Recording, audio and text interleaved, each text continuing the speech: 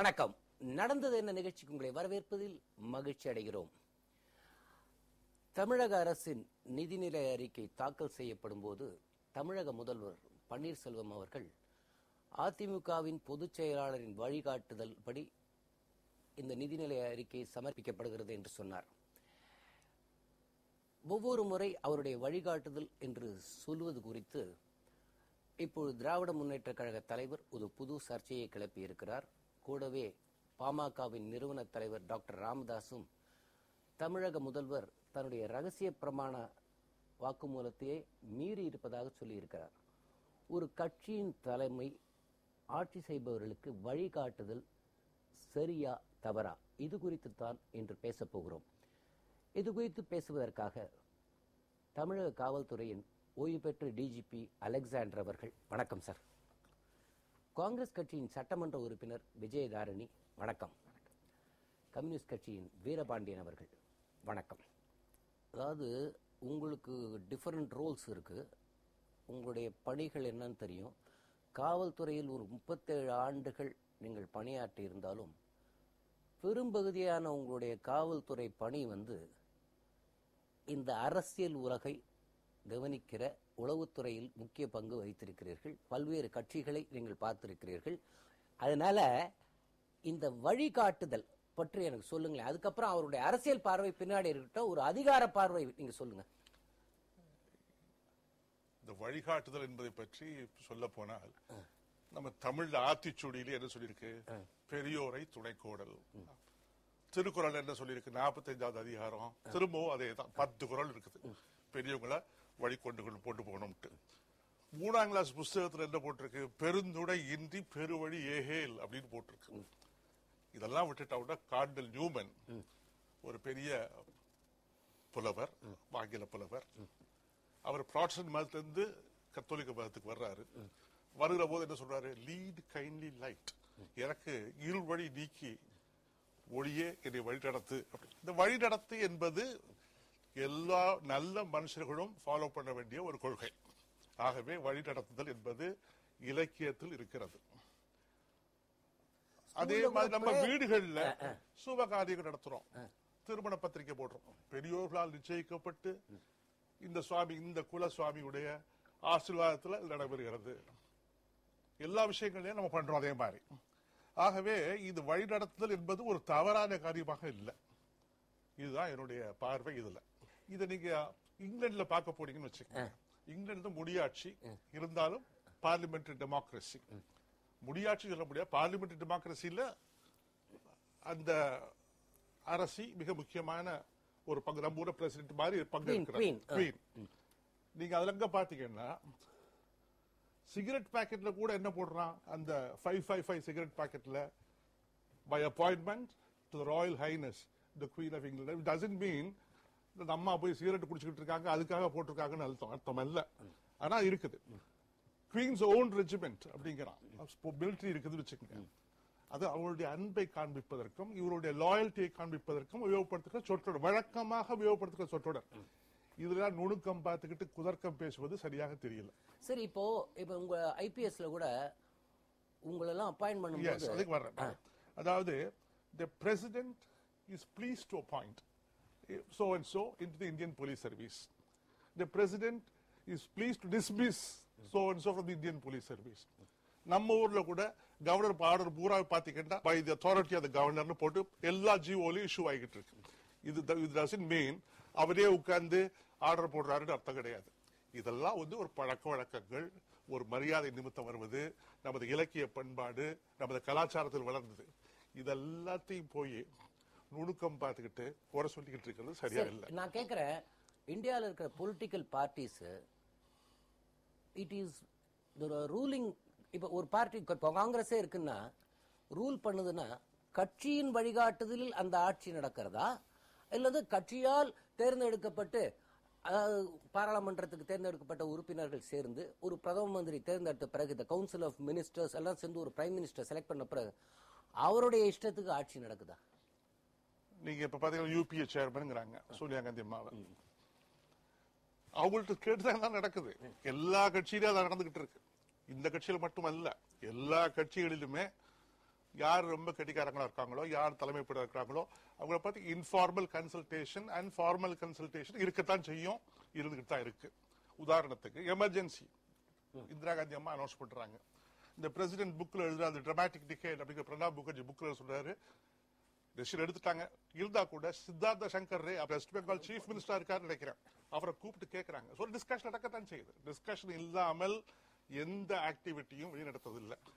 Socialism party of society அப்படின்னு Congress party 1956 Avadi காங்கிரஸுக்கு பின்னால கொண்டு வந்துச்சு. பார்ட்டியில போட்டாங்க, அதுக்கப்புறம் தான் அரசாங்கத்தை அதை இம்ப்ளிமெண்ட் பண்றாங்க. ஆகவே அதுக்கு முந்தைய மிக்ஸ்ட் எக்கானமி தான் கொண்டு வந்தார் முதல் 5 ஆண்டு திட்டத்துல. இந்த 2வது 5 ஆண்டு திட்டம் வருகிற சமயத்துல இந்த இது கொண்டு வந்து இதை வச்சுதான் அங்க என்ன பண்றாரு, இந்த பார்ட்டி டிசைட் பண்ணது தான் கவர்மெண்ட்ல ஃபாலோ பண்ணுது.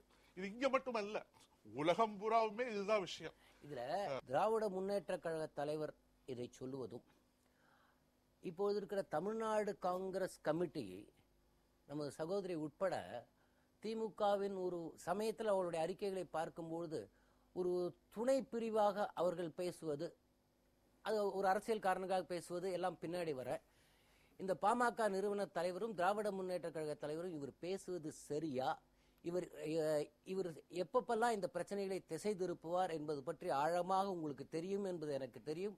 அது அடுத்த சுற்றில் வருகிறேன். வீரபாண்டியன், நீங்க சொல்லுங்க அவங்கள்ட்ட வர்றதுக்கு முன்னாடி. அரசியல் ஆட்சியாளர்களுக்கு அரசியல் கட்சிகள் வழிகாட்டுதல் என்பது, ஆலோசனைகள் என்பது புதிதல்ல. அது நீண்ட நெடுங்காலமாகவே அரசியல் சாசனத்தால் அங்கீகரிக்கப்பட்டிருக்கிறது, மரபொழியாகவும் அது அங்கீகரிக்கப்பட்டிருக்கிறது.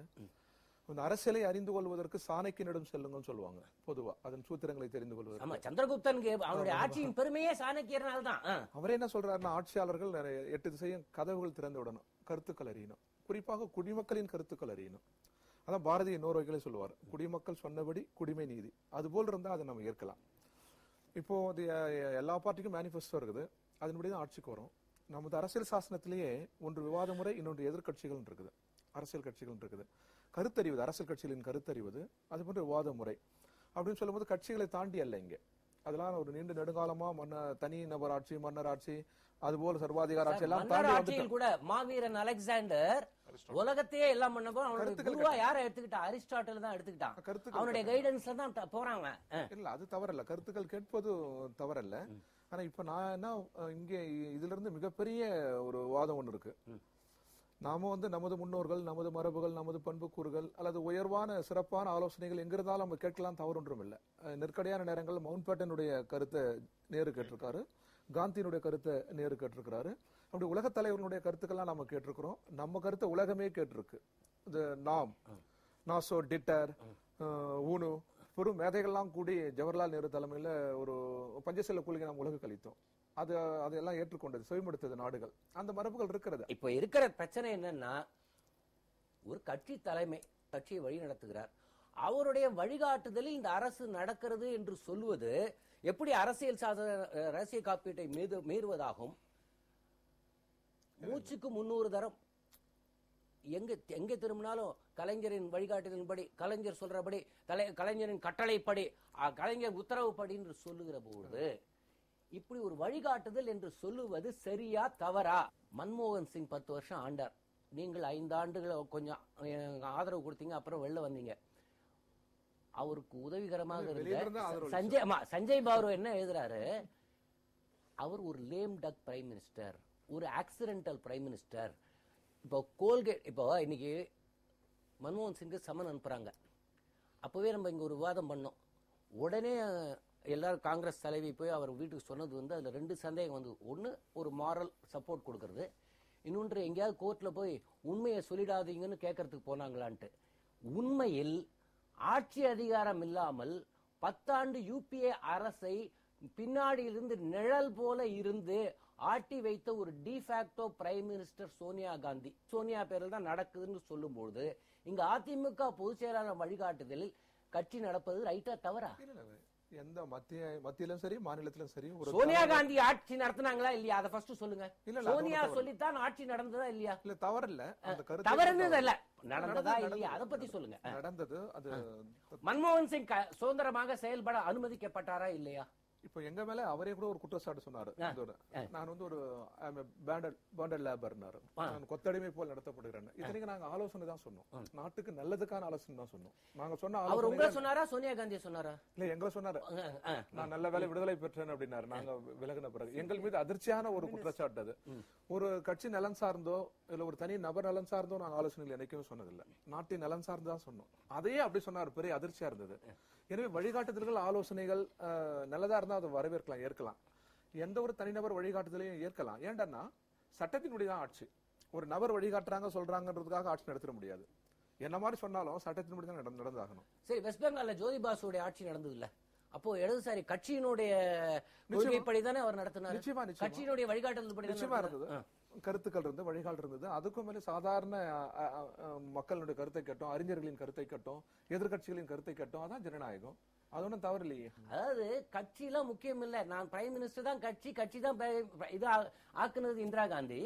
அதற்கு பிறகு கட்சிக்கு சீதாராம் கேசரிக்கு முக்கியத்துவம் போய் நரசிம்மராவ் 5 ஆண்டுகள் வந்து சோனியா காந்திக்கு எந்த ஒரு மரியாதையும் கொடுக்காமல் இஷ்டம் போல் நடத்தினார்.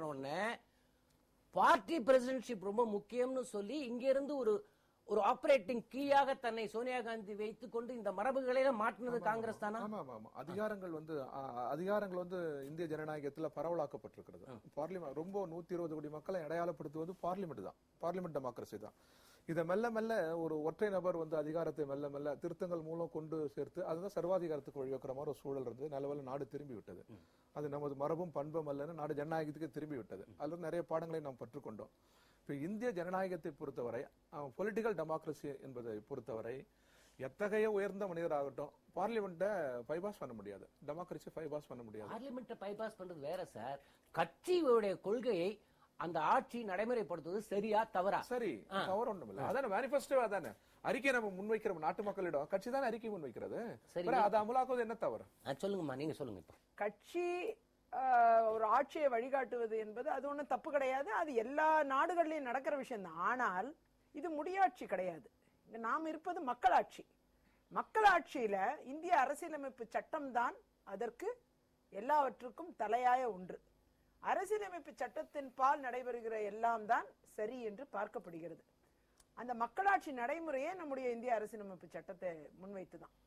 அப்படி இருக்கும் பொழுது அதுல எடுத்துக்கொள்ளக்கூடிய வாக்குறுதிகள், உறுதிமொழிகள், அது எல்லாமே வந்து இன் லெட்டர் அண்ட் ஸ்பிரிட், அது வந்து நடைமுறையில இருக்க வேண்டிய ஒன்று. நீங்க கட்சி தலைவர் வழிகாட்டுகிறார், அதுல நம்ம தவறு என்று அறிவுரைகளை எடுத்துக்கொள்ளலாம்.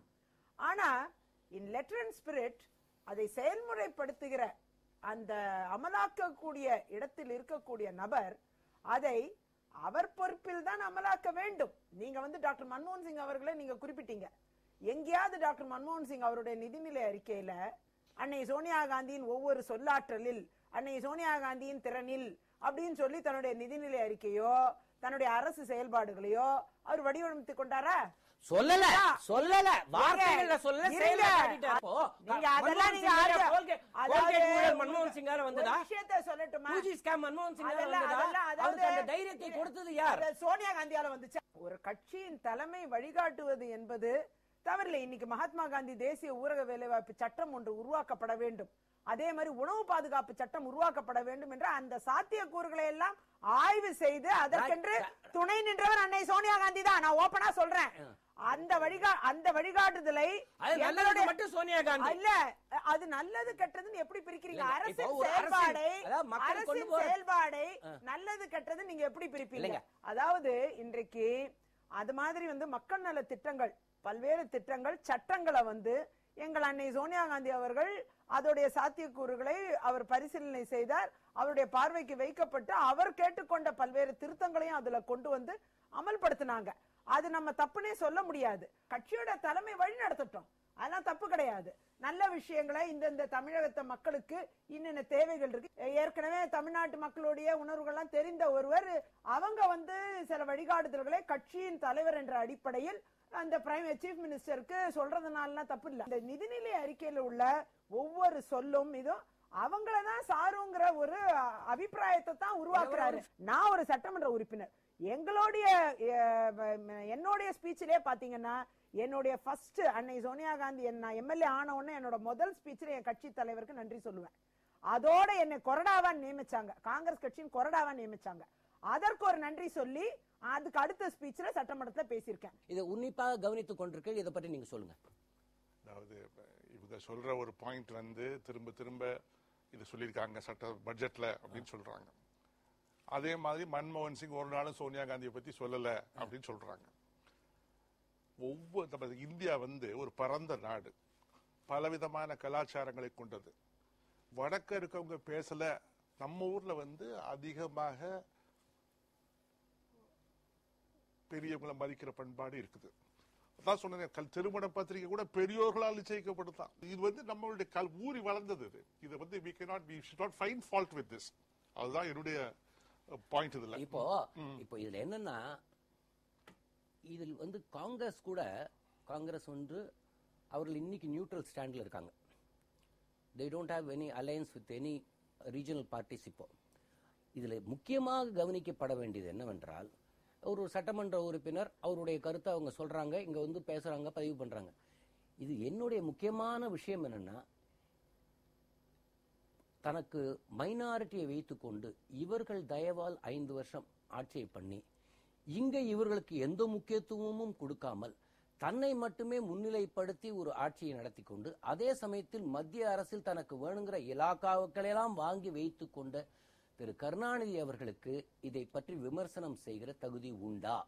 இதில் இன்னொரு விஷயம் ராமதாஸ் சொல்லியிருக்கார். இதுல முக்கியமான பாயிண்ட் என்னன்னா, 2 விஷயம் இருக்கு இதுல. இவங்க சொல்றதுல நிதிநிலை அறிக்கையில அவங்க வழிகாட்டணும்னு சொல்லுவது வேற, ராமதாஸ் ஒரு ஸ்டெப் மேல போய் என்னமோ இந்த நிதிநிலை அறிக்கையை அவங்க தயார் பண்ண மாதிரி ஒரு கான்ஸ்டிடியூஷனல் கிரைசிஸ் கொண்டு வரார். ஆட்சியை கலைக்கிற அளவுக்கு சொல்றாரு. சீக்ரெசி பாயிண்ட்ல பேசியிருக்காங்க. பட்ஜெட் என்பது ஒரு வரவு செலவு கணக்கு. இந்த வரவு செலவு கணக்கு போடும் முன்னால பல தரப்பு மக்களுடைய கருத்துக்களையும் அறிந்து கொள்வார்கள். அதிகாரிகள்ட்ட கேட்பாங்க, உங்க டிபார்ட்மெண்ட்டுக்கு என்ன வேணும், உங்க டிபார்ட்மெண்ட் என்ன செஞ்சிருக்கோம், என்ன செய்யாமல் இருக்குது, இதை கேட்பாங்க.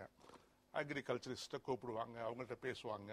இண்டஸ்ட்ரியலிஸ்ட கூப்பிட்டு பேசுவாங்க. ஒரு கிராஸ் செக்ஷன் வியூஸ், அவர் சொன்ன மாதிரி பலருடைய எண்ணங்களையும் கோப்பாங்க. அதற்கு பின்னால் தான் பட்ஜெட் தயாரிப்பாங்க. ஸோ பட்ஜெட் தயாரிக்கிற காலங்களில் பட்ஜெட் தயாரிப்பதற்கு இம்மீடியட் ப்ரிசீடிங் பீரியட் ஒன்று, பட்ஜெட் ப்ரிப்பரேஷன் பீரியட் ஒன்று, பட்ஜெட் ப்ரிப்பேர் பண்ணி சப்மிட் பண்றது அசம்பிளியில் வைக்கிற டைம் ஒன்று. இன்னைக்கு டெல்லி கவர்மெண்ட்டை பார்த்தீங்கன்னா ஒரு எக்கனாமிக் சர்வேன்னு சொல்லி பட்ஜெட்டுக்கு முன்னால ஒரு பெருசா ஒன்று போட்டுறாங்க. இது வழக்கமா நடக்கிற விஷயம். இதுல சீக்ரெசி அப்படிங்கிறது எப்ப வருதுன்னா, முன்னால டிஸ்கஸ் பண்றப்ப சீக்ரெசி இல்ல, அந்த எழுதுகின்ற சமயத்துல லீக் அவுட் ஆகாமல் வச்சுக்கிறது. எல்லாம் இறுக்கி பூட்டிடுவான், உள்ள யாரும் போக முடியாது, யாரு போனாலும் கையெழுத்து போடணும், எதையுமே அலோ பண்ண மாட்டாங்க. ரொம்ப டைட் பிளேஸ். ஆகவே பட்ஜெட் லீக்கேஜ் அப்படிங்கிற அந்த பாயிண்ட், இவங்க கிளப்புற பாயிண்ட் வந்து அந்த மாதிரி விஷயங்களை வெளியே அனுப்பினால், அது அனுப்புறதால உங்களுக்கு வந்து சில சமயங்கள்ல பொருளாதார ஏற்றத்தாழ்வுகள் சில இடங்கள்ல ஏற்படும். ஸ்டாக் மார்க்கெட்டை ரொம்ப பாதிக்கும். ஆகவே இந்த விஷயங்கள்ல பட்ஜெட் சீக்ரெசி லீக்கேஜ்ங்கிறதுக்கு இதுல ஒண்ணுமே இல்லை. எல்லாத்தையும் டிஸ்கஸ் பண்ணி தான் பட்ஜெட்டை தயார் பண்றாங்க. ஆகவே இதுல வந்து இந்த பாயிண்ட் ரைஸ் ஆகல. பட்ஜெட் என்பது very serious matter. It's a matter of public finance. அதுல வந்து என்ன இருக்கு, அதை தயாரிக்கிற அதிகாரிகள் ரொம்ப கெட்டிக்கார அதிகாரி இருக்கிற ஐஏஎஸ் ஆபீசர்லயே ரொம்ப சூஸ் பண்ணி கெட்டிக்கார பையனை தான் போடுறாங்க. அதுக்கு பின்னால் அந்த பையனை ஸ்பெஷலா ட்ரெயின் பண்றாங்க. சில பேர் லண்டன் ஸ்கூல் ஆஃப் எக்கனாமிக்ஸ் போய் படிச்சுட்டு வர்றான், இல்ல டெல்லி ஸ்கூல் ஆஃப் எக்கனாமிக்ஸ் போய் படிச்சுட்டு வர்றாங்க, அல்லது MIDS Madras institute of development ஸ்டடீஸ்ல போய் படிக்கிறாங்க. பட்ஜெட்ல படிக்கிறாங்க. படிக்காம ஒருத்தர் ஒன்று தயார் பண்றது இல்ல. அதுக்கு பின்னால அரசியல்வாதிகளோட பொதுமக்களுக்கு என்ன தேவை அப்படிங்கறத ஒரு கம்பைன் பண்ணி தான் எழுதுறாங்க. ஆனால் நம்ம ஊர்ல பட்ஜெட்டை பத்தி பேசுற சமயத்துல சீக்ரெட் போயிடுச்சுப்பாங்க, அல்லது எங்களுக்கு ஏமாற்றம் அளிக்குதும்பாங்க. என்னன்னு கேட்டீங்கன்னா, இதையுமே அதான் பட்ஜெட் ரிலீஸ் ஆகி இவ்வளவு பெரிய புத்தகம் ரிலீஸ் ஆகி 5 நிமிஷம் எல்லாரும் கமெண்ட் பண்றாங்க. யாரும் படிக்காமே கமெண்ட் பண்றாங்க. இந்த ஊர்ல ரொம்ப தவறு. ஆகவே இந்த சீக்ரெசிங்கிற question does not arise at all. இல்ல இப்போ அவர் சொல்லுவது வந்து, இப்போ இவங்க வந்து நிதிநிலை அறிக்கையானது அவங்க வந்து ஒரு சட்டமன்ற உறுப்பினரா அவர்கள் படித்து காட்டுறாங்க, அவங்களுடைய பார்வையை சொல்றாங்க. ராமதாஸ் ஒரு ஸ்டெப் மேல போய் ரகசிய காப்பு பிரமாணம் எடுத்துக்கொண்டவர் இப்படி சொல்றது வந்து பதவி விலகணும்ன்ற அளவுக்கு போறாரு. இந்த பட்ஜெட் வந்து அவங்களுடைய இல்லத்தில் தயாராகி இந்த சிஎம்க்கு வந்த மாதிரி சொல்ற பார்வை சரியா?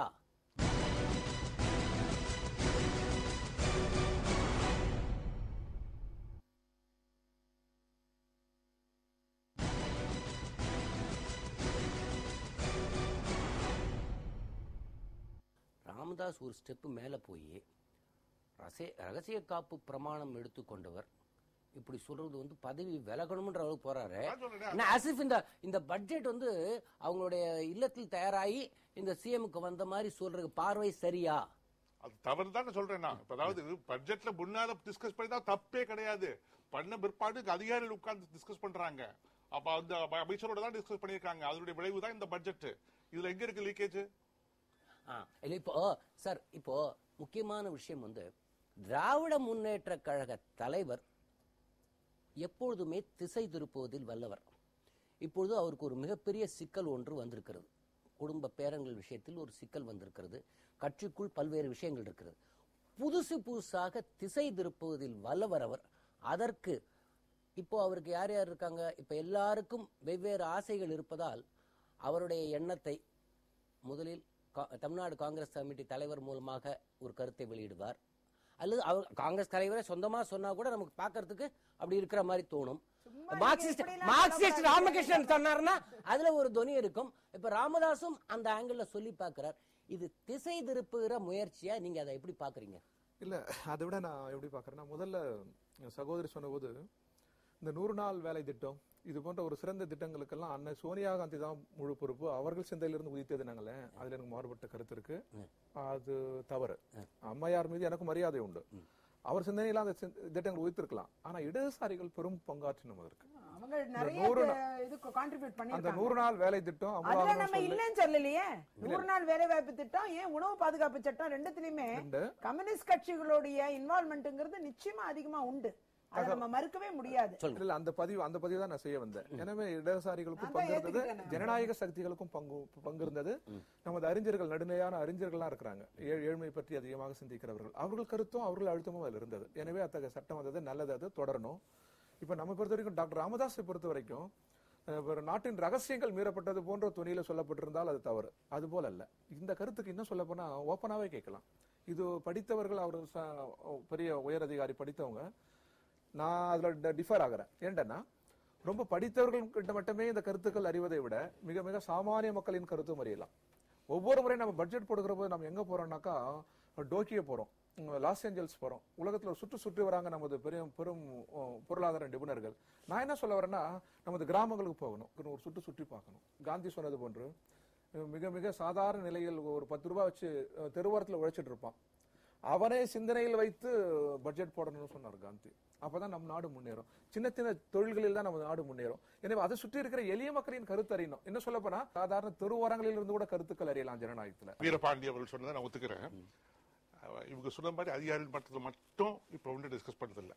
இப்ப இருக்கிற அதிகாரிகள் பல பேர் மாதிரி எண்ணங்களுடைய அதிகாரிகள் பினான்ஸ் டிபார்ட்மெண்ட்ல இருக்கிறாங்க. இப்ப வர்ற ஐஏஎஸ் அதிகாரிகளுக்கும் ஐபிஎஸ் அதிகாரிகளும் முன்ன மாதிரி மேல் தட்டுல இருந்தோ நடுத்தட்டுல இருந்தோ வர்றதில்லை. நீங்க பேப்பர்ல பாப்பீங்க, டீ கடையில வேலை பார்த்தேன் 5 வருஷம் நான் ஐஏஎஸ் ஆபீசரா இருக்கேங்கிற அவனுக்கு தெரியுது, அவனுக்கே தெரியுது, அந்த வர்ற பையங்களுக்கே இப்ப தெரியுது என்ன செய்யணும் அப்படின்ட்டு. எனக்கு நான் சில சமயத்துல மாக் இன்டர்வியூ போர்ட்ஸுக்கு போறேன். எனக்கு ஆச்சரியமா இருக்குது அவங்களுடைய தரைமட்ட சேகரிப்பு, இன்ஃபர்மேஷன் சேகரிப்பு எனக்கு ஆச்சரியமா இருக்குது. அவ்வளவு தரவா இருக்காங்க பிள்ளைங்க. ஆகவே இந்த பாயிண்ட் இப்ப எடுத்துக்கிட்டு தான் இருக்காங்க. இன்னும் வர்ற காலங்களில் அது நிச்சயமா நடந்துகிட்டு தான் இருக்கும். சரி, இந்த நீங்க சொல்ற மாதிரி ஒரு பக்கம் எடுத்துக்கிட்டு இருக்கிறது ரைட்டு. ஆனால் கவர்மெண்ட் ரீதியாக ஒரு பாலிசி மேக்கிங்க்கு நம்ம வேர்ல்டு பேங்க், IMF அந்த அறிஞர்களை பார்க்கணும் என்கிற பார்வை 91 காங்கிரஸ் ஆட்சிக்கு பிறகுதான் இந்த சிந்தனை நமக்கு அதிகமாயிருக்கா? அதிகமாச்சு. அங்கதான் தீமையே துவங்கியதாக நான் கருதுகிறேன். அதனால மெத்தப்படித்த உலகத்தின் மிக சிறந்த பொருளாதார வல்லுநராக இருக்கிற திரு மன்மோகன் சிங் போன்றவர்கள் மீது நாங்கள் எதிர்மறையான கருத்துக்களை முன்மொழிகிறோம். அதனால ஒரு பக்கமாக இருந்து விட்டது. அது இன்னைக்கு நீங்க பாருங்க, நம்ம பட்ஜெட்ல சலுகைகள் இருக்குது இல்லையா? இப்ப இந்த அரசு, மோடி அரசு தந்திருக்கிற சலுகைகள் 420 பேருக்கு 5 லட்சம் கோடி மானியம். 5 லட்சம் கோடி மானியம் 420 பேருக்கு வழங்கியிருக்கிறாங்க. ஆனா நீங்க 2.5 லட்சம் கோடி தான் 100 கோடி மக்களுக்கு. 2.5 லட்சம் கோடி தான் 110 கோடி மக்களுக்கு. இப்ப பாரு, 420 பேர் எவ்வளவு பயனடைகிறாரு. முன்பிருந்த மன்மோகன் சிங் இருந்ததை விட 100 மடங்கு கதவுகளை திறந்து விடுறாங்க. உலக வங்கி சொல்வதை கேட்கிறாங்க, உலக மேகத்தினுடைய கட்டளையை ஏற்கிறாங்க. அது போன்ற மூர்க்கதனமான ஒரு ஆட்சி. நீங்க இங்க இருக்கிற எதிர்கட்சியின் கருத்தை கேட்கலாம், அன்னை சோனியாவின் கருத்தை கேட்கலாம். இன்னொரு அபாயம் இருக்கு, நான் அதை அவங்கள்ட்ட வரைக்கும் வரப்போறேன். அதாவது இப்ப என்ன ஆகி போச்சுன்னா, இந்த நிதிநிலை அறிக்கை வரி போடப்பட்டதா? இதில் காமன் மேனுக்கு என்ன பயன்? நெக்ஸ்ட் ஃபியூ இயர்ஸ்க்கு என்ன விஷன் இருக்கு? அப்படி எல்லாமே திசை திருப்பப்பட்டு இதில் காங்கிரஸ் கூட அதிகமா பண்ணல. இதுல என்னன்னா, இந்த பட்ஜெட்ல ஏதாவது நல்ல விஷயங்கள் போய் மக்களுக்கு சேர்ந்து விட்டு அது அதிமுகவுக்கு பெருமை சேர்த்து விடுமோ என்ற காரணத்தினால் டக்குன்னு இந்த பாயிண்ட் எடுத்த உடனே என்ன ஆயி போச்சு, இப்ப பட்ஜெட்டை எல்லாரும் மறந்துட்டோம், அதுல இருக்க பாசிட்டிவ் நெகட்டிவ்ஸை மறந்து வழிகாட்டுதலுக்கு நாங்க போயிட்டோம். இந்த திசை திருப்பல் வேலை திராவிட முன்னேற்ற கழகம் திட்டமிட்டு செய்கிறதாக நான் நினைக்கிறேன். நீங்க என்ன எப்படி பாக்குறீங்க? தமிழக அரசாங்கத்தினுடைய பட்ஜெட் ஒரு முன்மாதிரி இருக்கிறது. அதை இந்தியாவை ஏற்கணும். இதுவரை எந்த மாநிலத்திலுமே இல்லாத சமூக நல திட்டம், சேமநல திட்டங்கள் தமிழ்நாட்டில் தான் தொடருது. அமர்தியா சென் சொல்வது போன்று ஏழைகள், குழந்தைகள், கர்ப்பிணிகள், நோய்வாய்ப்பட்டவர்கள் இவர்களுக்கெல்லாம் செய்யற இந்த உதவிகள் இருக்குது பாருங்க. இதுல அன்றிலிருந்து இன்று வரை நம்பர் 1 தமிழ்நாடு. எனவே இது யார் ஆட்சிக்கு வந்தாலும் குறை முடியல, இதை விலைக்கு செல்ல முடியல. இதை மற்ற மாநிலங்கள் பின்பற்றணும். இன்னும் சொல்ல போனா மத்திய அரசாங்கமே பின்பற்றணும். இன்னும் சொல்ல போனா மத்திய அரசாங்கமே இங்கிருந்து பல்வேறு நல்ல கூறுகளை, சமூக நல கூறுகளை எடுத்துக்கொண்டது. இன்னும் எடுக்கணும்னு நாம விரும்புறோம். அந்த வகையில நிறைவு தான். ஆனா நீங்க சொன்ன கேள்விக்கு என்னுடைய பதில் என்னன்னா, இது இன்னும் பரவலா கருத்தறியணுன்ற நான் இது ஏன் இன்னும் கூட கருத்தறியலாம. இப்போ இது பாருங்க, இப்போ இன்னொரு சட்டமன்ற உறுப்பினராக இந்த பட்ஜெட்டில் அங்க திமுகவும் பாமகவும் சொல்றதெல்லாம் விட்டுருங்க. நீங்க இந்த பட்ஜெட்ல பாசிட்டிவ் நெகட்டிவ் பாயிண்ட்ஸ் டிஸ்கஸ் பண்றது இல்லாமல் இப்ப பெரிய ஒரு பிரதான கட்சியாக ஒரு பெரும்பான்மை இங்க 5 முறை ஆண்ட கட்சி திராவிட முன்னேற்ற கழகம் சொன்னதுனால இந்த விஷயம் டோட்டலா டைவர்ட் ஆகி இப்ப பட்ஜெட்டை பத்தி அதனுடைய பாசிட்டிவ் நெகட்டிவ்ஸ் டைவர்ட் ஆயிடுச்சுன்னு நினைக்கிறீங்களா, நினைக்கலையா? இல்ல அப்படி கிடையாது. இப்ப பல்வேறு விவாதங்கள்ல பாத்தீங்கன்னா, பட்ஜெட் பத்தின விவாதங்கள்ல ஏற்கனவே நாங்க மெயினான விஷயமா முன்வைத்தது இந்த வழிகாட்டுதல்ங்கிற இஷ்யூவை கூட நாங்க செகண்டரியா தான் பார்த்தோம். நாங்க காங்கிரஸ் கட்சியை பொறுத்தவரை முக்கியமான விஷயம் நாங்க பார்த்தது, மத்திய அரசு பெரிய அளவில் நிதிகள் தமிழகத்திற்கு குறைத்திருக்கிறது. 66 திட்டங்கள், மத்திய திட்டங்கள் காங்கிரஸ் ஆட்சி காலத்தில் சென்ட்ரலி ஸ்பான்சர்ட் ஸ்கீம் CSSல 66 திட்டங்களை நாங்க கொடுத்திருந்தோம். அந்த திட்டங்கள்ல பெருவாரியா திட்டங்கள் குறைக்கப்பட்டிருக்கு. 24 திட்டங்களுக்கு முழுமையா நிதிகள் முழுமையா பெரிய அளவுல குறைச்சிட்டாங்க. அதே போல நார்மல் சென்ட்ரல் அசிஸ்டன்ஸ் NCA கீழே நிறைய திட்டங்கள் முழுமையா கைவிடப்பட்டிருக்கு. மத்திய திட்டங்கள் 8 திட்டங்கள் முழுமையா மூடப்பட்டிருக்கு. நிதி ஆயோக்னு ஒரு சர்வாதிகார அமைப்பு, திட்ட கமிஷனை ஒழிச்சுட்டு நிதி ஆயோக்னு ஒரு சர்வாதிகார அமைப்பு மாநில அரசுகளுடைய எந்தவித தலையீடும் அவங்களுடைய கோரிக்கைகள் நிறைவேறாத அளவுக்கு பிரதமரே தன் கையில் முழுமையாக அந்த அமைப்பை கையில சர்வாதிகாரமும் வைத்துக் கொள்ளக்கூடிய ஒரு அமைப்பு. இதையெல்லாம் நாங்க அது ஆக்கப்பூர்வமான டிஸ்கஷன். இதையெல்லாம் தான் நாங்க அதிகமா டிஸ்கஸ் பண்ணியிருக்கோம். இந்த நிதிநிலை அறிக்கை பொறுத்தவரை மத்திய அரசிடமிருந்து நாம் இந்த நிதிநிலை அறிக்கையில சொல்றாங்க, இதெல்லாம் குறைச்சிருக்காங்க, இதெல்லாம் இருக்கு, எங்களுக்கு வருத்தம் அளிக்குது, இனிமேலாவது ஏதாவது மாறும் நாங்க நம்புகிறோம், இதெல்லாம் சொல்றாங்க. இதை சொல்றதை விட்டுட்டு ஒரு கண்டன தீர்மானம் போடுங்கன்னு நாங்க கேட்கிறோம் சட்டமன்றத்துல.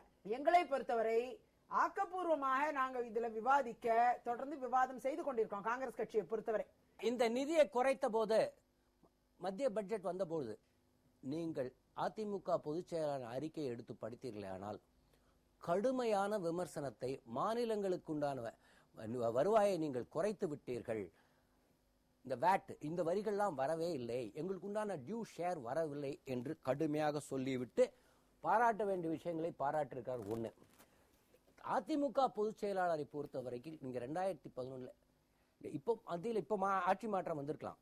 2011 அவங்க ஆட்சி பொறுப்பை எடுத்த உடனே அவங்களுக்கும் மத்திய அரசிற்கும், அது காங்கிரஸ் ஆட்சியாக இருக்கட்டும் பிஜேபி ஆகட்டும், அவங்களுக்கு இப்போ லாஸ்ட் டைம் என்ன பண்ணாங்க, இவங்க சிஎம்ஆ இருக்கும்போது டெல்லிக்கு போனாங்க. மான்டெக்ஸ் அகுலிவாலே அவர் தமிழ்நாட்டு கேட்ட ஒண்ணுமே கொடுக்கல. அங்கேயே ஒரு பிரஸ் மீட்ல என்ன சொன்னாங்கன்னா, இதுக்காக ஒரு சீஃப் மினிஸ்டர் நான் இங்க பேசணும், ஒரு பிளானிங் கமிஷன் எனக்கு உண்டான எனக்கு எங்கிட்ட நீ எல்லாத்தையும் வாங்கிட்டு எனக்கு கொடுக்க மாட்டேங்கிறேன்னு சொன்னார். அதே மாதிரி தமிழக மீனவர்கள் பிரச்சனை குறித்து தொடர்ந்து மன்மோகன் சிங்கோட போராடி கொண்டிருந்தார்.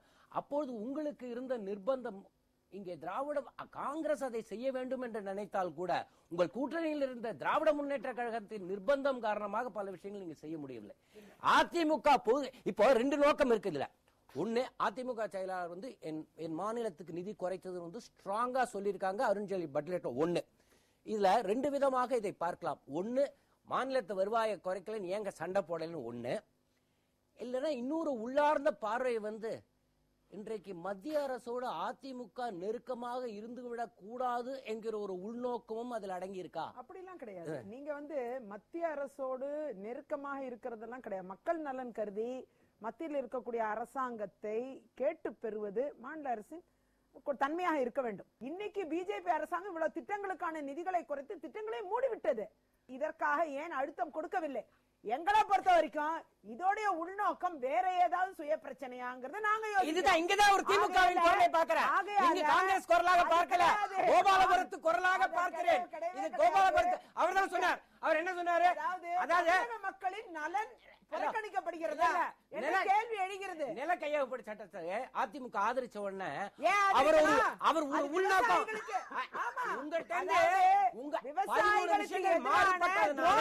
மாறுபட்டதுனால காங்கிரஸ் குரலாக இருக்கிற வரைக்கும் உங்களை பேச அலோப்பட்டாய். ஆனால் நீங்க இப்ப டப்பிங் வாய்ஸ் கோபாலபுரத்திற்காக ஒரு குரல் அங்க எழுது. நீங்க அது ரைட்டா தப்பான்ற விவாதம் வேற. இந்த நிலைய கையகப்பட்ட சட்டம் வந்த போது அதிமுக ஆதரவு கொடுத்தது. கோபாலபுரத்து கேள்வி என்ன தெரியுமா? இப்பொழுது ஆதரவு கொடுத்ததுக்கு காரணம் வேறு காரணங்கள் இருக்கிறது. நீதி கிடைக்க நேரத்தில் அப்படின்னு என்னமோ ஜுடிஷியலே சென்ட்ரல் கவர்மெண்ட் கேட்டு பண்ணாம ஒரு உள்நோக்கம் இருந்தது. அந்த உள்நோக்க குரலை இப்போது காங்கிரஸ் கட்சி சட்டமன்ற வழக்கறிஞரிடமிருந்து எதிர்பார்ப்பதா எனக்கு அதிர்ச்சியாக இருக்கு. இன்னைக்கு குறிப்பா பாத்தீங்கன்னா மத்தியில் இருக்கக்கூடிய அரசாங்க நிதிகளை காங்கிரஸ் ஆட்சி காலத்துல எவ்வளவோ கொடுத்ததை குறைச்சிருக்காங்க. அடுத்தது நில கையகப்படுத்தல் சட்டம் என்பது கடுமையான துரோக சட்டம். அது விவசாயிகள் பொதுமக்களுக்கான எதிரான ஒரு சட்டம். கொடூரமான சட்டத்தை கொண்டு வந்தது 2005 நீங்க கொண்டு வந்தீங்க. நீங்க கொண்டு வரதுக்கு முன்னாடி the more loyal than the king தமிழ்நாட்டுல land acquisition for the industrial purpose actனு ஊர்ல இருக்கிற நிலத்தெல்லாம் திராவிட முன்னேற்ற கழகம் எடுத்த போது இங்கே நீங்க குரல் கொடுக்காமல் மௌன பார்வையாளர்களாக இருந்தீர்கள். இந்த நில கையகப்படுத்தல் சட்டம் 1892 ஆண்டு ஒரு கற்கால சட்டம், பிரிட்டிஷ் ஆட்சி காலத்துல வந்த சட்டம். அதாவது 1892 ஆண்டு கொண்டு வரப்பட்ட சட்டம் என்பது பல முறை உச்ச நீதிமன்றத்தின் வழிகாட்டுதலின்படி நிறைய மாற்றங்கள் வந்துச்சு அதுல. ஆனால் அந்த மாற்றங்களோடு சேர்ந்து மக்கள் பார்வையாகவும் விவசாயிகளின் பார்வையாகவும் 2013 தான் காங்கிரஸ் அது முழுமையாக அது ஒரு ரீசெட்டில்மெண்ட், ரீஹாபிலிட்டேஷன், ஒரு கம்ப்ளீட்டா மீள்குடியமர்த்தக்கூடிய அளவிற்கு பன்மடங்கு மார்க்கெட் வேல்யூல பன்மடங்கு இழப்பீடு வழங்கக்கூடிய ஒரு விவசாயிகளின் பொதுமக்களின் ஒப்புதலோடு இருக்கக்கூடிய ஒரு சட்டமாக, ஒரு அற்புதமான சட்டமாக 2013 கொண்டு வந்தாங்க. அந்த சட்டத்தை இப்ப மோடி அரசாங்கம் முழுமையாக மாற்றி விவசாயிகள் பொதுமக்களோட ஒப்புதலே இல்லாம மொத்தமா மாத்தி 5 ஆண்டுகளில் பொது பர்பஸ்க்கு வரலன்னா, அந்த பப்ளிக் பர்பஸ்க்கு வரலன்னா அது திருப்பி மக்கள்கிட்ட கொடுக்கணும். அதையும் மாற்றி அந்த 5 ஆண்டுங்கிற டாகையும் தூக்கி முழுமையாக 1892 ஆண்டு உள்ள சட்டத்தை விட கடுமையான சட்டமா இப்ப கொண்டு வந்துட்டாங்க, அவசர சட்டமா. உங்களுடைய பொதுநல கருத்து, விவசாயிகள் குறித்து உங்கள் கவலை எல்லாவற்றையும் நான் புரிந்து கொள்கிறேன். இப்ப தமிழகத்துல அதிமுக விமர்சனம் பண்றீங்க, ரைட், அது உங்களுடைய உரிமை, கடமை. நான் கேட்பது தமிழ்நாட்டில் குறிப்பாக 97ல நீங்க அப்ப சட்டமன்ற உறுப்பினர் கிடையாது. ஆனால் காங்கிரஸ்க்கு அந்த பழி உண்டு. என்னன்னா மௌன பார்வையாளர்களா இருந்தது. என்னன்னா land acquisition for the industrial purpose ஆக்ட்னு ஒன்று சொல்லி அதை எல்லாரும் டிராகோனியன் லா நாங்க அதை 98ல பாஸ் பண்ணி 2006ல இவர்கள் ஆட்சிக்கு வந்த பிறகு ஒரு கலெக்டர் நினைத்தால் விஜயதாரணியின் நிலத்தை கலெக்டர் பார்த்து நீங்க அரசாங்கத்துக்கு கொடுக்கணும், கொடுத்துதான் ஆகணும். தமிழ்நாட்டில் திமுக பண்ணும்போது வேடிக்கை பார்த்துட்டே இருந்தீங்க. திமுக தமிழ்நாட்டுல ஸ்பெஷல் எக்கனாமிக் ஜோன் எத்தனை ரியல் எஸ்டேட்டுக்கு போயிருக்கீங்க தெரியுமா? நான் பதில் சொல்லட்டுமா? தமிழ்நாடு குறித்து பேசுங்க. தமிழ்நாடு குறித்து தான் தயவு செஞ்சு கேளுங்க. தமிழ்நாட்டுல ஒரு சட்டம் வருதுன்னா மத்தியில் இருக்கக்கூடிய சட்டம், உச்சநீதிமன்றத்தின் பிரசிடென்ஸ் எல்லாத்தையும் பின்பற்றி அதன் வாயிலாக ஒரு சட்டத்தை கொண்டு முடியும். இல்லன்னா it is ultra virus the central act, ultra virus the constitution சொல்லி நீதிமன்றங்கள் அதை தூர எறியதுக்கான வாய்ப்பு இருக்கு. அத இல்ல நான் கேக்குறேன், டிராகோனியன் ஆக்ட் எல்லாம் ultra virus the constitution, ultra virus the central act அப்படின்னு அந்த சட்டம் தூர எறியப்பட்டதா? கட்சி அதை கண்டுக்காம இருக்கும். ஆனா அதிமுக மேல பழிய போடுறீங்க இல்லையா? எங்க 97ல அவங்க கொண்டு வந்தப்ப நிலைமைகள் வேற, அங்க சென்ட்ரல் ஆக்ட் வேற, அரசியலமைப்பு சட்டம் வேற. law is untenable என்று எல்லாரும் சார் இது வாதமே கிடையாது. நீங்க சட்டமன்றத்துல இருந்தீங்க. நாங்கள் 2013ல இதெல்லாம் அனலைஸ் பண்ணி தான் நாங்க கிட்டத்தட்ட 8 வருஷம் அந்த டிராஃப்ட் நிலவில் இருந்துச்சு. 8 இயர்ஸ் அந்த 8 வருஷம் எங்களுடைய ஆய்வு, பின் எதிர்க்கட்சிகளுடைய பார்வை எல்லாத்தையும் சேர்த்து 2013 அந்த சட்டத்தை நாங்க உருவாக்குறோம். எதனால உருவாக்கணும்? மக்கள் நலன் கருதி அந்த சட்டத்தை உருவாக்கணும். அன்றைய தினம் நீங்கள் ஆதரவு தந்தீங்க. அதிமுக அன்னைக்கு ஃப்ளோர்ல ஆதரவு தரது. இன்னைக்கு அதற்கு எதிரான ஒரு சட்டம் நிறைவேற்றும் பொழுது அதிமுக அதற்கு மீண்டும் ஆதரவு தருகிறது என்றால் அதில் உள்நோக்கம் இல்லாமல் என்ன என்ற கேள்விதான் எழுகிறது. உள்நோக்கம் என்பது தப்பு இல்லையா? இல்ல இல்ல, அது தப்பே இல்ல. அதிமுக வைத்த கோரிக்கைகள் ஏற்கப்பட்டு விட்டதா பண்ணுது. நீங்க வந்து டிராகோனியன் லாவை நீங்க ஏத்துக்கிறீங்களா? இப்ப தமிழ்நாட்டுல இம்ப்ளிமெண்ட் பண்ணோமா அந்த land acquisition for industrial purpose act? Tamil Nadu அரசு, அதிமுக அரசு அதை இம்ப்ளிமெண்ட் பண்ணிச்சா? அது இண்டஸ்ட்ரியல் பர்பஸ் ஆக்ட் வந்து தமிழ்நாடு சட்டத்தையும் போட்டு குழப்பிக்கிறீங்க. நீங்க மத்திய சட்டத்தின் வாயிலாகத்தான் மாநில அரசுகள் சட்டம் இயற்ற முடியும். அன்டெனபிள் என்று சொன்ன பிறகு அதற்கு உங்கள் ஆதரவு இருக்க இல்லாம அந்த சட்டம் ஏற்றிருக்க முடியாது. கிடையாது. இதுல எல்லாவற்றையும் மேல உங்கள்கிட்ட நான் ஒரு முக்கியமான விஷயம், நீங்கள் வந்து எனக்கு உங்களுடைய பின்னணி தெரியும். அதிமுக ஆட்சி, காங்கிரஸை கொஞ்ச நேரம் மறந்து விடுவோம். அதாவது இங்க எம்ஜிஆர் அவர்கள் ஆட்சி செய்த போது அவர் புரட்சி தலைவருக்கென்று ஒரு பெரிய மாஸ் சரிஷ்மா இருந்தது. அவர் இருக்கிற வரைக்கும் யாரும் ஒன்றும் பண்ண முடியல. அவர் நிர்வாகம் பண்றதுக்கு பெரிய தர்ம சங்கடம் இருந்த என்ன என்றால், ஒவ்வொரு நாளும் ஒரு போராட்டத்தை கருணாநிதி அறிவிப்பார். எனக்கு நன்றாக நினைவிருக்கிறது, உங்களுடைய உளவுத்துறையின் முழு கவனமுமே இவர் இன்றைக்கு என்ன போராட்டம் ஆரம்பிக்க போகிறார், நாளைக்கு என்ன போராட்டம் ஆரம்பிக்க போகிறார் என்று கவனிப்பது தானே உங்களுடைய முழு நேர பணியாக இருந்தது. மனசாட்சிக்கு விரோதம் இல்லாம நீங்க சொல்லணும்.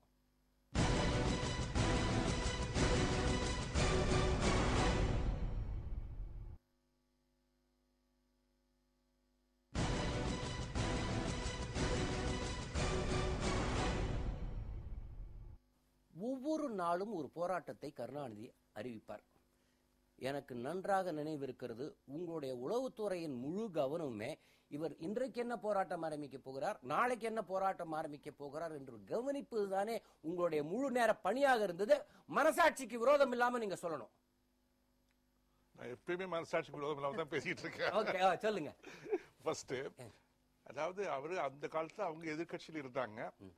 எல்லா உளவுத்துறைகளுமே எதிர்கட்சிகளை ஒரு கண் பார்த்துட்டு தான் இருக்கும். ஆமா, நாங்க பார்த்தது உண்மைதான், இல்லைன்னு சொல்ல முடியாது. நாளும் ஒரு தொந்தரவு வந்துகிட்டே இருந்ததா இல்லையா? எனக்கு இன்னொரு சம்பவம் கூட நான் சொல்ல முடியும். அதாவது அவர் எதிர்கட்சி வேலையை பார்த்தாரு, நாங்க ஆள்வதற்கு என்ன வழி உண்டோ அதை பார்த்துக்கிட்டு இருந்தோம், அவ்வளவுதான். எதிர்கட்சி என்பது ஒரு ஜனநாயகத்துக்கு வந்து அண்ணா சொன்னதை போல ஒரு ஆட்சி என்பது ஆளுங்கட்சி மட்டுமே இல்லை. முதல் நாள் அண்ணா பதவி சட்டமன்றத்தில் ஏத்தினப்போ காங்கிரஸ்காரர்கள் சொன்னார், சந்து முனையில் சிந்து பாடி கொண்டிருந்த நாடோடிகள் எல்லாம் நாடாள வந்து விட்டார்கள் சொன்ன போது அண்ணா வந்து சொன்னாரு, ஆளுங்கட்சிங்கிறது நான் மட்டும் இல்ல, உங்களை போன்ற காங்கிரஸ்ல இருக்கிற அறிவாளிகளும் சேர்ந்துதான் இங்க வந்தாச்சுன்னா சட்டம் 234 பேரும் கொண்டதுதான் ஆளுங்கட்சின்னு சொல்றது. அது ஜனநாயக முறை. ஆனால் தும்முனா ஒரு போராட்டம், ஒரு சாலை மறியல், ஒரு சிறை நிரப்பும் போராட்டம். நீங்க ஒண்ணு ஞாபகம் இருக்கணும், 36,000 பேரை ஒரு தேவையில்லாத போராட்டத்துக்கு நீங்க சிறையில அடைச்சு, அது தேவையில்லாத ஒரு போராட்டம். மக்கள் ஆட்சியின் நல்லது போய் மக்களிடம் சென்று விடக் கூடாதுன்னு டைவர்ட் பண்றதுக்கே போராட்டங்களை அறிவிச்சு நீங்க அதை சமாளிச்சது உண்டா இல்லையா? அதை சொல்லுங்க எனக்கு. உண்டு உண்டு. ஏன்னா ஏகப்பட்ட போராட்டங்கள் நடந்தது, உண்மைன்னு சொல்ல முடியாது. அதாவது 1977 80 வரைக்கும் மிகவும் அதிகமான போராட்டங்கள் நடந்தது.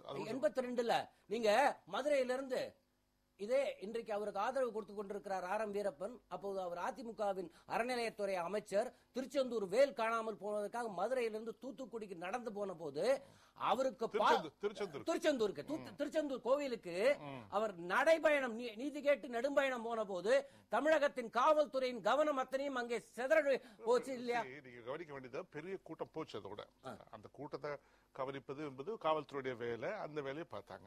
அவ்வளவுதான். அதுல நீங்க எந்த அளவுக்கு பெருந்தன்மைன்னா, இன்னைக்கு காங்கிரஸுக்கு இருக்கிற மிகப்பெரிய அவப்பேரே 2G ஸ்கேம் நீங்க பண்ணல.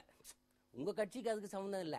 நீங்க இடம் கொடுத்தீங்க, அவங்க தயவு வேணும்னு கொடுத்ததுனால உங்கள் கட்சிக்கு அவப்பேர் வந்து திராவிட முன்னேற்ற கழகம். ஆனாலும் அதையும் நீங்கள் தாங்கிக் கொள்கிறீர்கள். உங்க தயவுல இங்க ஆட்சி நடக்குது, மைனாரிட்டி திமுக அரசு. அங்க எங்களுக்கு ஒரு 4 மந்திரி சபை கொடுங்கன்னு கூட கேட்கிற தைரியம் இல்லாமல் அதையும் தாங்கிக் கொள்கிற மனப்பக்குவம் கொண்ட மிகப்பெரிய பாரம்பரியம் கொண்ட பெருந்தன்மை உள்ள கட்சி காங்கிரஸ். ஆனால் எல்லா மன்மோகன் சிங் பேசுவதில்லை, சோனியா காந்தி வழிகாட்டுதுன்னு பேசுறதில்லை. ஆனா சேது சமுத்திர திட்டத்தை பத்தி பாத்தீங்கன்னா அன்னை சோனியாவின் படம், எம்என் ரேகா அன்னை சோனியாவின் படம், சேர்பர்சன் சோனியாவின் படம், அதெல்லாம் சரியா சார்? அதாவது சோனியாவின் படத்தோடு பல விஷயங்கள் மத்திய அரசிலே வந்திருக்கிறது. இப்ப திமுக விமர்சிக்கிறது, இப்போது திமுக அதை விமர்சித்துக் கொண்டிருக்கிறது. நான் சொல்லலாமா பதில்? அவங்க கட்சி தலைவருங்கனால அந்த படம் போடல, நேஷனல் அட்வைசரி கவுன்சிலோட சேர்மன். அந்த அந்த அடிப்படையில் அவங்களுடைய படம் போடப்பட்டது. அதுல என்ன தப்பு இருக்கு? இப்ப திமுக அதை விமர்சிக்குது, திமுக அதை விமர்சிக்குது. அதையே நீங்க பதில் சொல்ல மாட்டேங்கிறீங்க. விமர்சனம் ஒரு விமர்சனம் அவங்க பண்ண மாதிரி. அதாவது நீங்கள் அதிகமாக நமது எம்ஜிஆர் படிக்கிறீர்கள் என்று தெரிகிறது. முரசொலியும் கொஞ்சம் படிக்க வேண்டும் என்று உங்களுக்கு கேட்டுக்கொள்கிறேன். நீங்க நிறைய சார் இந்த பார்வை நீங்க கருணாநிதியை பொறுத்தவரை இப்ப டோட்டலா திசை திருப்பு, இப்போ இது எல்லாத்தையும் சகித்து கொண்டதா சொல்றாங்க. இது குறித்து உங்க பார்வையை சொல்லுங்க. உளவுத்துறை அதிகாரியா இருந்தவர் எல்லா கட்சியிலும் உளவு செய்திருப்பார்கள். ஆனா இதுல மக்கள் நலன் சார்ந்த போராட்டங்களை அதிகமாக நடத்தியவர்கள் யாருன்னு தெரியும். போராட்டங்கள் 2 வகை உண்டு. ஒரு கட்சிக்கு ஒரு விருப்பின் பேர் நடைபெறுவது, கட்சிக்கு நெருக்கடி தருவது என்கிற போராட்டங்கள் உண்டு. அந்த வகைதான் நீங்க பதிவு செய்ததாக நான் கருதுகிறேன். ஆனா எப்பவுமே இந்த விருப்புக்கு அப்பால் எளிய மக்கள் சார்ந்து அவர்கள் கோரிக்கை சார்ந்த போராட்டங்கள் தான் அதிகமா நாங்க நடத்துவோம். எங்களை தான் அதிகமா உளவுத்துறையும் கண்காணிக்கும். அதை அவர் ஒப்புக்கொள்வார் நான் நினைக்கிறேன்.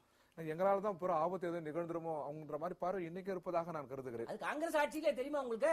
இந்த மாதிரி மன்மோகன் சிங் அரசு தீமையான பல கொள்கைகளுக்கு அவர்கள் தான் ஆரம்ப பாதைகள் அமைத்ததாக நான் கருதுறேன். ஏன்னா பொதுத்துறை நோய்வாய்ப்பட்ட பொதுத்துறையை விற்கலாம் அப்படின்ற ஒரு முடிவுக்கு வந்த போது அதுக்கு ஒரு அமைச்சரே போடலான்ற ஒரு முடிவுக்கு வந்துட்டாங்க அவங்க. இது எவ்வளவு பெரிய டேஞ்சர்.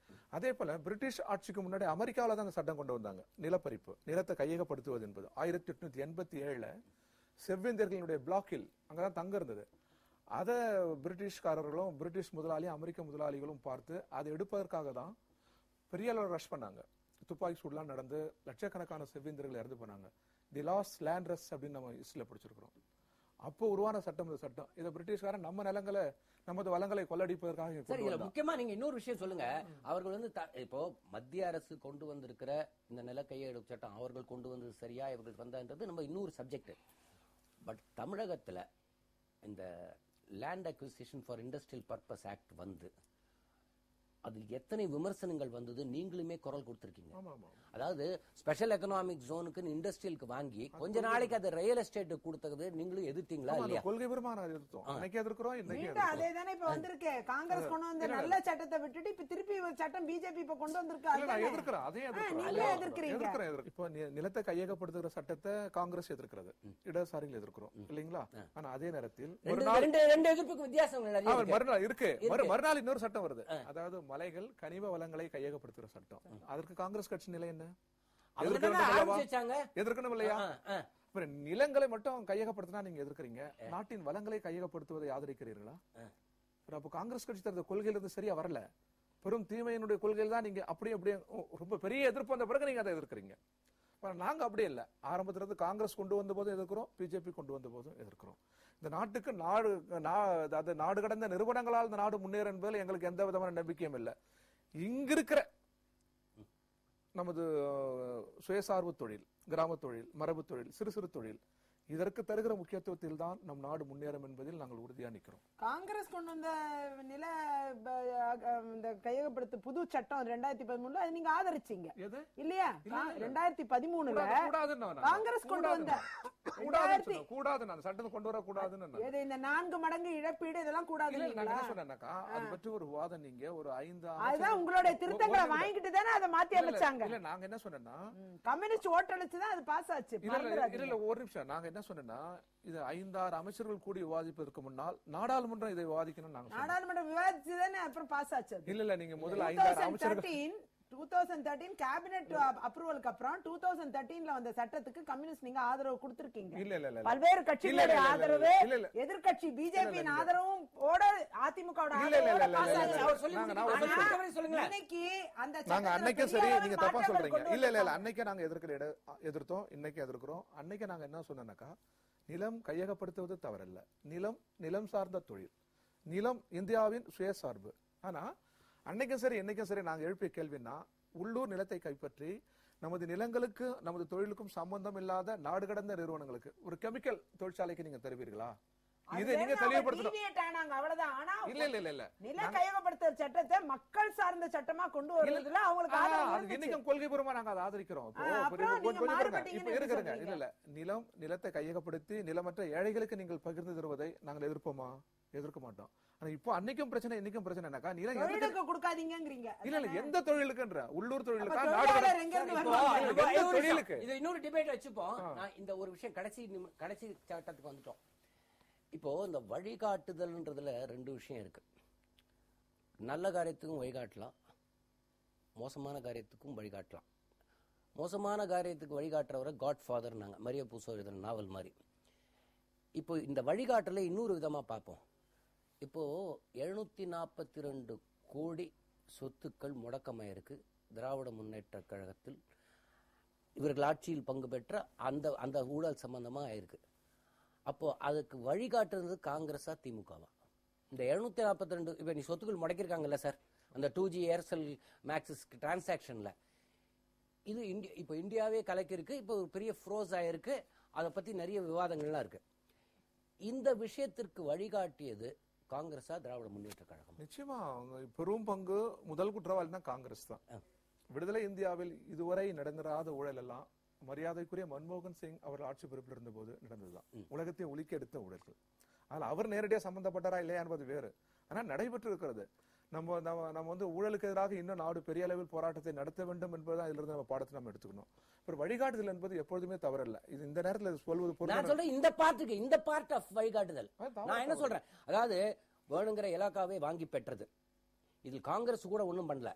காங்கிரஸ் கூட தெரியல அந்த இன்ஃபர்மேஷன் டெக்னாலஜி வாங்கிக்கணும் நம்ம வச்சுக்கணும்னு தெரியாம அவர்கள் கேட்ட அந்த பதவியை கொடுத்து அந்த 3 ஆண்டுகளுக்குள் அவர் எல்லாத்தையும் பண்ணி ஒரு டெலிபோன் எக்ஸ்சேஞ்சே கொண்டு போய் மத்திய அரசின் BSNL லேண்ட் கனெக்ஷன்லாம் வச்சு இன்னைக்கு எல்லாம் ஒவ்வொரு பூதமாக வருகிறது.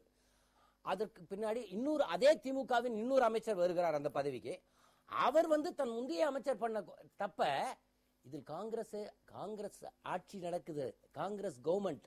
இதுல என்ன பியூட்டிஃபுல் இன்ட்ரெஸ்டிங் சிக்னிபிகன்ட் பார்க்கணும்னா, ஒரு திராவிட முன்னேற்ற கழக அமைச்சர் இருக்கார், அவர் ஒரு தவறை செய்துவிட்டு போனதே அதே பதவிக்கு வந்த இன்னொரு திராவிட முன்னேற்ற கழக அமைச்சர் அவர் CBI விட்டு விசாரிக்க சொல்லி இப்பொழுது எல்லாம் பூதமாக கிளம்பி இருக்கிறது.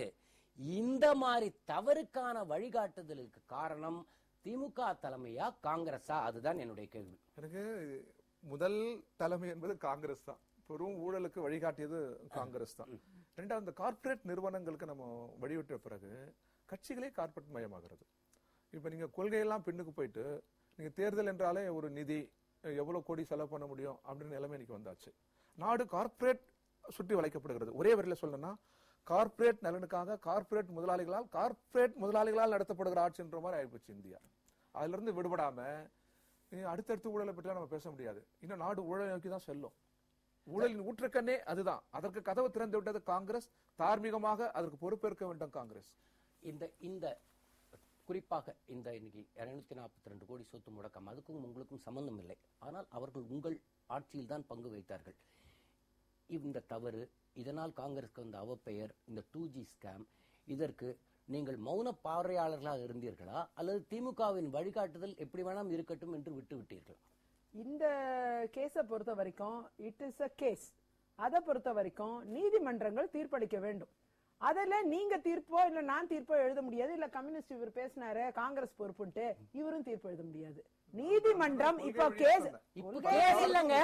அதாவது கொள்கை வழி தவறுனா வாஜ்பாய் ஆட்சி காலத்திலே அதே கொள்கை தான் இருந்தது. 742 கோடி நீதிமன்றத்தில் இல்லை. என்ஃபோர்ஸ்மென்ட் டைரக்டர் ஃப்ரோஸ் பண்ணிருக்காங்க. இனிமே தான் மாரன் பிரதர்ஸ் கோர்ட்டுக்கே போறாங்க. அதாவது நீதிமன்றத்தில் இல்லை. ஒரு நிமிஷம் இருங்க, நான் சொல்றதை கேட்டீங்கன்னா உங்களுக்கு புரியும். அதாவது இப்ப இவர் சொல்றாரு யூபிஏயோட முதல் 5 ஆண்டு ஆட்சி காலத்துல இவங்க கம்யூனிஸ்டும் நம்ம கூட தான் இருக்காங்க. கொள்கை ரீதியா வெளியில இருந்து ஆதரிச்சீங்க, ஓகே. கொள்கையை பிடிக்காம ஆதரிச்சிட்டீங்க. இன்னைக்கு எங்க கொள்கையை ஏத்துக்கிட்டு தானே ஆதரிச்சீங்க. அப்படி இருங்க ஸ்பெசிபிக்கா சொல்றேன்.